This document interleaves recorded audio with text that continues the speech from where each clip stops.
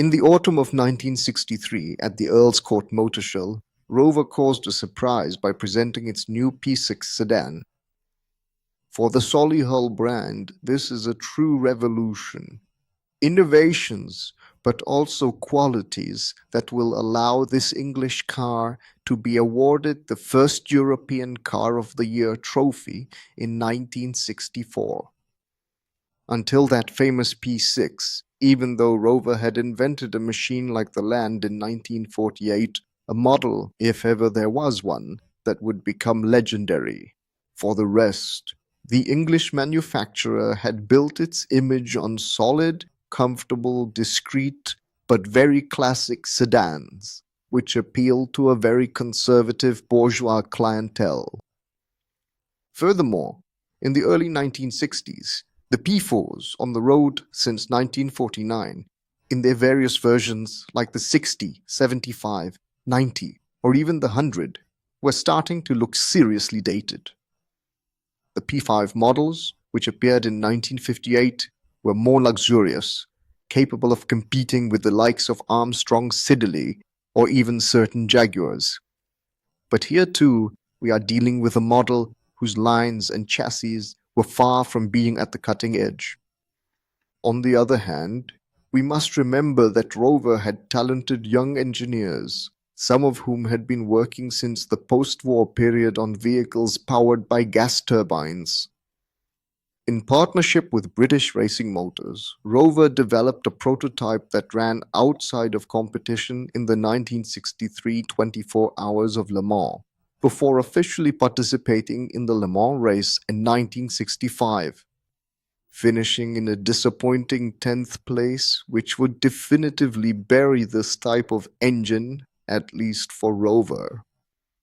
But while none of these projects led to production either, we must also remember that the final study for a production vehicle with such technology, the Type T4, used a platform from the prototype that would become the P6, which would have consequences for that model, but we will return to that in a few moments.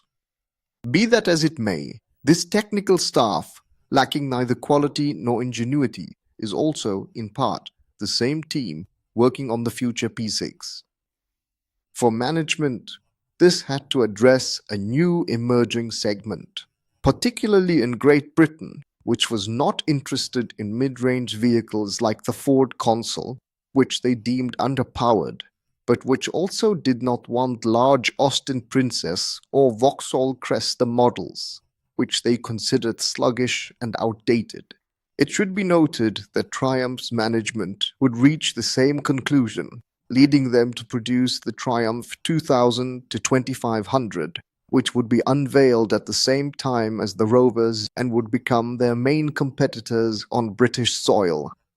The creators of the Rover P6 never hid the fact that they were inspired by the Citroën DS for its design. This English car therefore features a unibody structure onto which the body panels are bolted. This sedan features an original and unique independent front suspension with a double-jointed design where the upper arms pivot on a torsion bar, but also featuring a rotating L-shaped part with a coil spring positioned horizontally and fixed to the rear wall of the engine compartment. All complemented by hydraulic shock absorbers and an anti-roll bar. This rather unusual choice was made, notably to save as much space as possible in the engine bay for the installation of the famous turbines. At the rear, there is a Dadian axle combined with a panhard rod, complemented by pairs of coil springs and hydraulic shock absorbers. The hydraulically assisted brakes feature 4 discs, with the rear ones mounted inboard. Designed by in-house designer David Bache, this P6 has unique limes. This 4-meter-53 3-box sedan looks quite low in profile, even though it stands 1-meter-40 tall. This sensation is due to a sloping roofline that does not hide its similarities. here too, with that of the Citroën DS, to a restrained glass surface and a rear wheel arch that hides the upper part of said wheel. The slightly curved sides are smooth except for a very thin crease, much more visible on some later versions as it is highlighted by a protective trim. The front overhang is very short, unlike the rear one, and the bumper returns are almost non-existent. The front section stands out with a sloping ribbed hood that ends in a slight point, a point that houses the famous Rover Viking ship in the center of a chrome mesh grille that spans the entire width and incorporates 4 round headlights. The somewhat prominent fenders house vertical turn signal and parking light units, which are distinguished by a small protrusion on the upper part of the parking lights, allowing the driver to know from inside the cabin if they have turned off their Rover's lights. The straight bumper follows the curve of the front end and rests on 2 chrome guards, as is fitting, which frame the license plate. At the rear, the trunk lid is defined by 2 subtle fins that end in lights, also vertical but slightly slanted. The rear panel is also distinguished by a slight body crease just above the bumper, a design that would only evolve in minor details throughout the 14 years of this Rover's production, depending on the model. New bumper overriders, a new hood, and depending on the version and model year, quarter panels as well as a vinyl-covered roof. But the most important change remains a new grille, which, from 1970, abandons chrome for a more original design. This grille is still framed by round headlights, but they are recessed into a black block. The Rover P6 is therefore a rear-wheel drive that also gets a brand new engine. It is an inline 4-cylinder engine with a cast-iron block and aluminum cylinder head, featuring an overhead camshaft and a 5-bearing crankshaft of 1,978 cubic centimeters, which develops 91 Den horsepower. In 1966, a TC version, meaning with 2 carburetors, will also be in the catalog, offering 110 horsepower. Starting in 1973, this engine grew in size with a displacement of 2,204 cubic centimeters, offering 99 horsepower or 117 horsepower for the twin carburetor version. The transmission, also brand new, is a 4-speed with a floor shifter, but a 3-speed Borg-Warner automatic gearbox is also available starting in 1966. Eager to present a more upscale version, just as the Solihull firm was bought by Leyland, which also owned Triumph, Rover offered a V8 version of its sedan. A General Motors engine, used mainly by Buick and Oldsmobile in the very early 60s, for which Rover bought the rights and, above all, the tooling in January 1965. A block that began its new life under the hood of the Rover P5 in 1967, then under that of the P6 a year later. An alloy engine that boasts lightness and compactness, which therefore easily fit into the P6 engine bay, with a few minor adjustments, since it had been designed to house the famous turbines. This 3.5-liter overhead valve V8, fed by 2 carburetors, develops no less than 160 horsepower in the P6 at the start of its career in 1968. It was then only available paired with an automatic gearbox.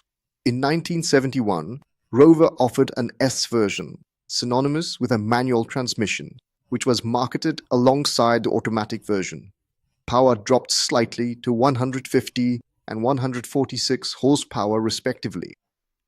From 1973, this engine for both versions produces 145 horsepower. Externally, the V8 versions are mainly distinguished from the 4-cylinder models by their badge and a large air intake under the front bumper. The interior of these Rovers does not offer the most space in its category. but it does feature particularly comfortable seats and a bench, covered in quality upholstery or leather, which, as always, would evolve over time.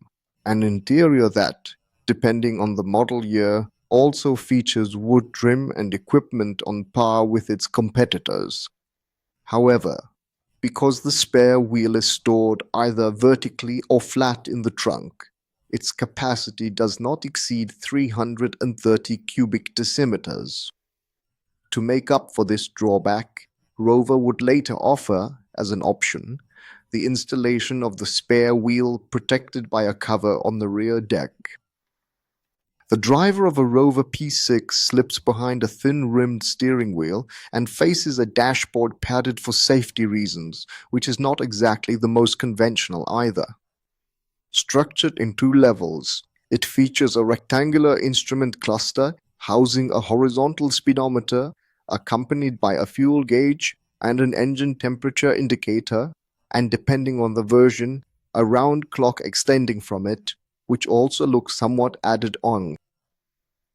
The various switches are located in the center, just above a center console that continues onto the transmission tunnel, housing the gear lever and handbrake. Like the bodywork, the dashboard design would not change, but a second unit grouping the tachometer and clock would still be attached to the instrument cluster itself. A cluster, finally, that would evolve in the early 70s with the adoption of 5 round dials, featuring, from left to right, a clock, ammeter and oil temperature, tachometer, speedometer, and finally, fuel gauge and engine temperature. While Rover only offered the P6 as a sedan, the company FLM Panelcraft offered an estate version called the S3, which sold in very few units. For its part, Zagato designed a 2+2 coupe based on the 2000 sedan, which never entered production. Neither did the mid-rear engine coupe proposed by Rover engineers. With its lines, performance, and V8 engine, it would have truly belonged among the sports cars of its era. The creation of British Leyland, the result of the merger between Leyland Motor Corporation and British Motors Holding, put an end to this project, as it did for many others within the brands making up this conglomerate. The Rover P6 models have, thanks to their suspension, excellent road holding and comfort well above the average for their category, including in the rear seats. They also benefit from having effective braking, even if its endurance under intensive use shows some limits. The P6 models are excellent road cars, with a 2200 TC credited with a top speed of 175 km per hour and a 0 to 100 km per hour time announced, perhaps a bit optimistically, at 12.5 seconds. Obviously, the 3500S models with their V8 engines are the highest performing, with a top speed of 195 km per hour and a 0 to 100 km per hour time of under 10 seconds. As a side note, early in their career, a few Rover P6 models were entered in some international rallies. Their best performance remains a 6th place at the 1965 Monte Carlo. In 1971, a powerful V8 version also raced in the British Touring Car Championship, without much success. Very well received by the specialized press, customers, particularly in Great Britain, were also won over. Orders poured in so fast that Rover could not keep up with the pace, and delivery times grew longer.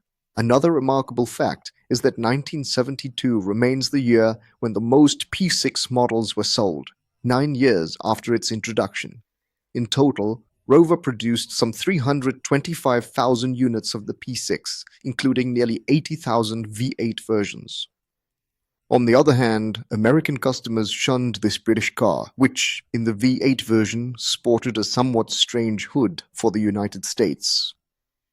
The P6 models were also assembled in New Zealand and South Africa. At the end of 1977, production of these P6s stopped, replaced on the lines by the ST1, just as original in some respects, but with a very different fate. But that is another story.